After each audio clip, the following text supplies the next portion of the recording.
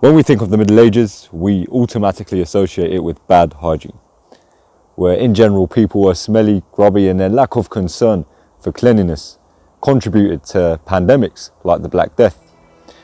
Now, this may be true to a certain extent, but was this the case for the medieval Arab world? I'd say no, and let's find out why.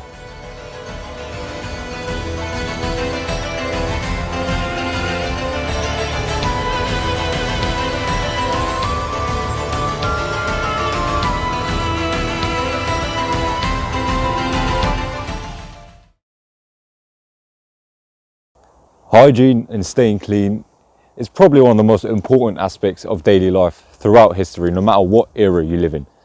And in the medieval times, people used to work, they used to sweat, they used to get dirty. And just like now, they'd want to clean themselves. Especially in the medieval Arab world, where it wasn't the coldest of climates and physical labour formed a big part of society.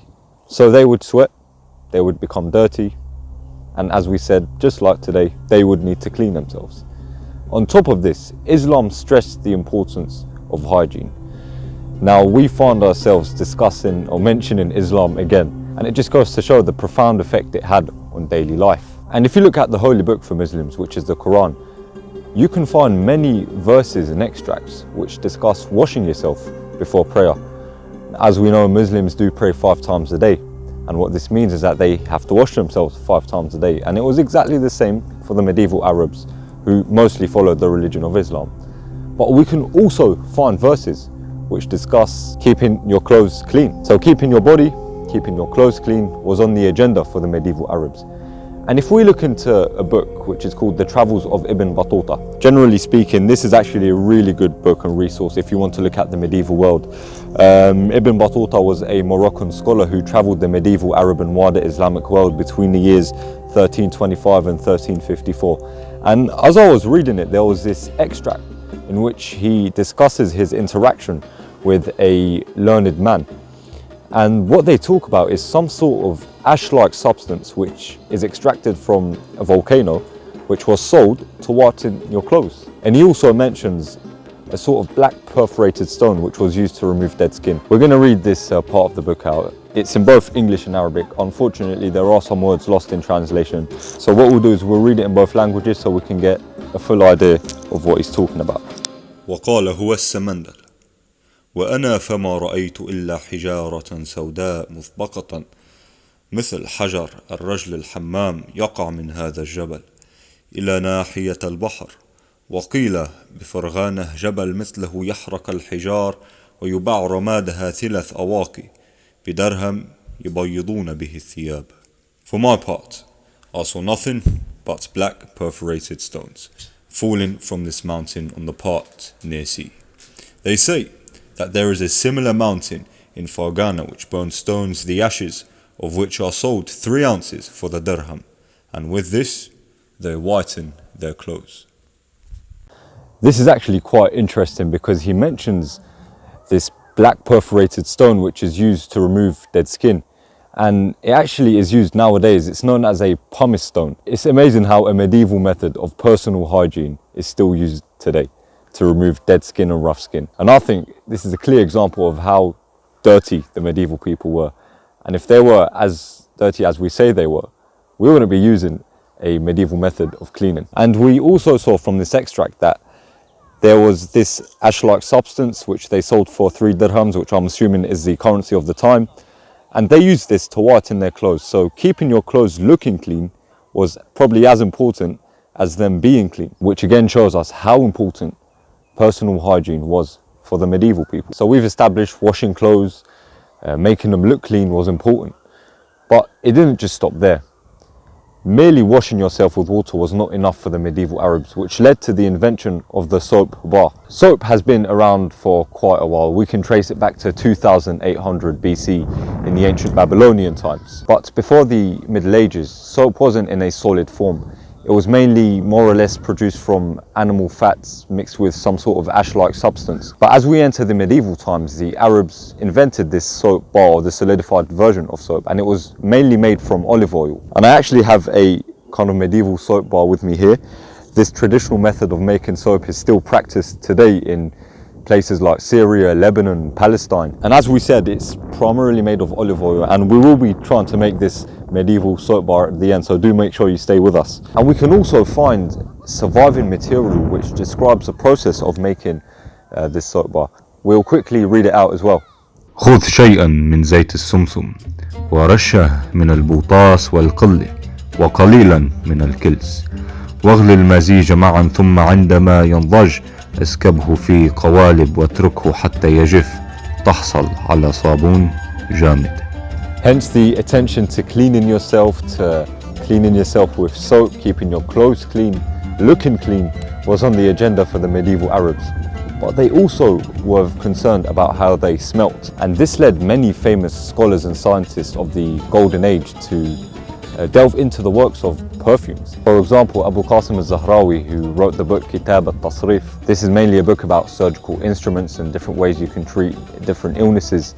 But within this book, you can find extracts about how to keep your teeth white and clean, and how to keep your clothes smelling good by putting them in a room full of steam.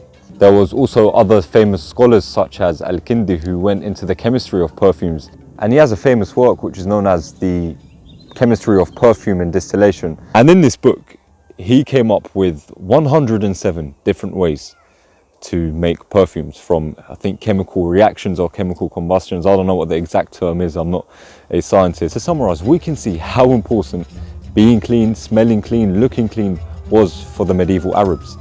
And this didn't stop in the Arab and Islamic world, because if we look at the Wars of the Crusade, knights from Europe spent approximately more than 200 years in the Middle East, and they must have taken these techniques with them back to Europe. And I think we have our answer here about whether medieval people were truly dirty. So before we go into filming this medieval soap bar, I would like to say that it's these topics, these aspects of daily life that we can pick out from history is what truly connects us with the past. Yes, it's nice knowing about the wars and the empires and the politics of the time, the conquests and the battles, but personally what I think is overlooked and what truly connects us with the past is looking at how average people used to live and comparing it to how we do things nowadays. So as we always do on this channel, let's roll back the years.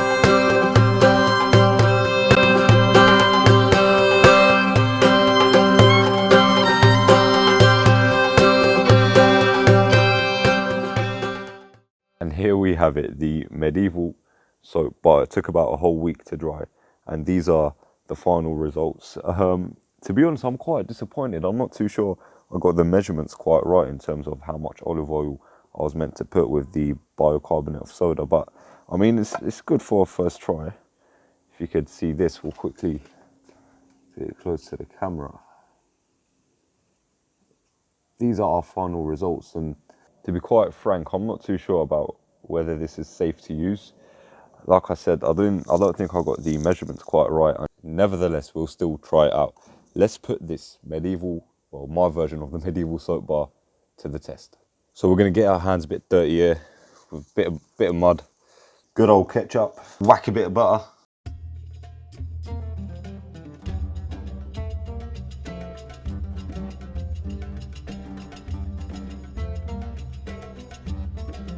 To be fair, I thought it done the job pretty well. As you can see, my hands are all clean now, they're not greasy, and it didn't go as bad as I thought it would go. So I think that was a good first attempt at trying to make this medieval soap bar. Thank you for watching. If you enjoyed our video, make sure you give us a thumbs up, subscribe, turn your notification buttons on so you're always up to date with our latest content. You can also follow us on Instagram and Twitter. I've included the links in the description below. Once again, thank you.